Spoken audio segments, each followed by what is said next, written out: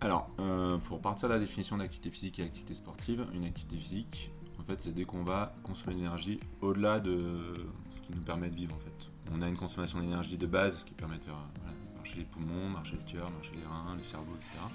Dès qu'on va utiliser les muscles squelettiques, donc on va augmenter son activité et donc sa consommation d'énergie, on est en activité physique. Donc, faire ménage, courir, marcher, c'est une activité physique. Donc évidemment, les rapports sexuels, c'est une activité physique. La différence entre activité physique et sport, c'est juste une question de définition. Un sport, c'est une activité physique avec des règles. Depuis l'Antiquité, quand on reprend un petit peu l'histoire, il y a cette notion d'abstinence chez les sportifs de haut niveau qui était prônée par les coachs. Je pense que ça évolue quand même pas mal.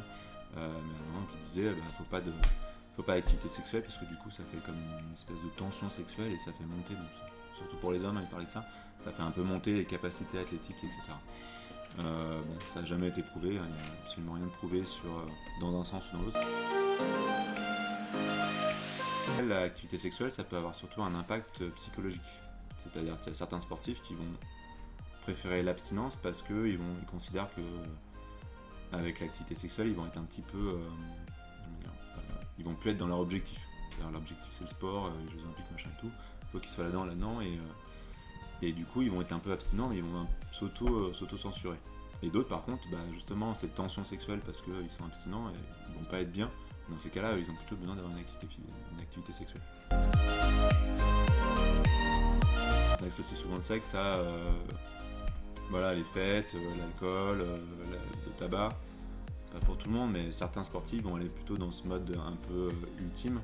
Et donc c'est sûr que du coup la qualité de vie va s'en ressentir. Donc il y a souvent cette question-là qui est posée sur le sexe, entre une vie sexuelle tout à fait habituelle et les grosses soirées, pas de sommeil, etc., sexe, etc. Et c'est sûr que l'hygiène de vie est le plus important. D'accord, donc si ça perturbe l'hygiène de vie, ça va perturber les qualités athlétiques.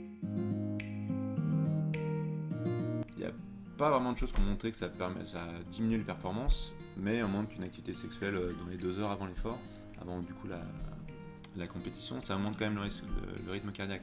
Donc il y a un signe un peu de fatigue. Donc c'est sûr qu'on veut que la tête soit meilleure de sa forme. Donc 2 heures avant, on déconseille les activités sexuelles. Et en fait, dans les études, ils montrent que c'est plutôt 10 heures avant. Jusqu'à 10 heures avant, il n'y a aucun problème.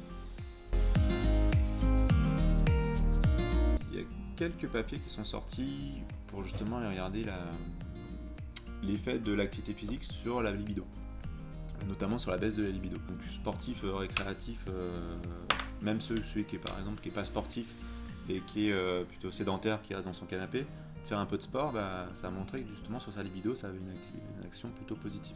Mais ils ont montré que du coup les sportifs qui avaient une haute intensité depuis longtemps, vraiment fréquent dans la semaine, et ils avaient une baisse de libido. C'est une étude qui a été faite chez les hommes. Chez les femmes, sur la libido même, il n'y a pas d'étude qui a été montrée.